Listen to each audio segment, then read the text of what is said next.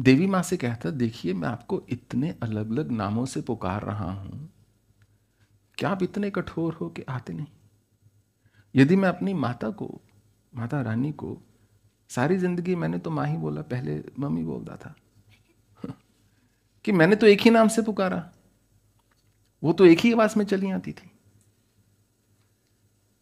अगर मैं बद्रीनाथ में था, गुफा में था, जंगल में था, अगर मैं माँ तक ये संदेशा लगाता अपनी जन्म की माता तक कि मुझे आपकी बहुत याद आ रही है, आप आ जाइए, इन्होंने कितना समय लगाना था? उसी समय पति को छोड़, सबको छोड़, मैं जा रही हूं, यही करना था कि मैं जा रही हूं, मेरा पुत्र जो है मुझे याद कर रहा है। और ये माँ का हृदय होता है। इसी कारण माँ जो है, कभी भी कई बार घर में परिस्थितियां इतनी प्रतिकूल होती हैं कि पति जो है राक्षस होता है। मतलब मानव प्रजाति में पैदा होकर स्त्री की जो विवाह है दानव के साथ हो जाता है, पर फिर भी वो छोड़ती नहीं, क्योंकि उसको होता है मेरे जो बच्चे हैं उनको मेरी अभी आवश्यकता है।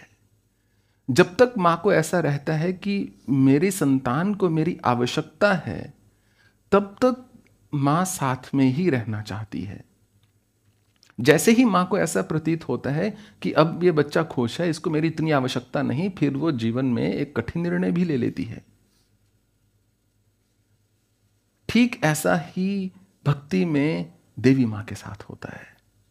जब तक मां को लगता है कि जो मुझे पुकार रहा है, इसको मेरी इतनी आवश्यकता है कि मेरे बिना इसको अभी श्वास नहीं आ रहा, फिर आने में देर नहीं। नागा बाबा हमेशा यही कहते थे कि मां तो कहती है मैं आंचल फैलाए बैठी हूं, तुम एक बार पुकार कर तो देखो। जैसे वो भोजपुरी का वो है ना, करुण पुकरिया पे द्वारिका ना दूर बा, मेरे वीरना से बढ़कर नहीं कोई शूरबा। वो द्रौपदी कह रही हैं कि करुणा की पुकार है ये, मेरे कृष्ण जो हैं अवश्य आएंगे। फिर द्वारिका दूर नहीं है, फिर भगवान का दूर नहीं है।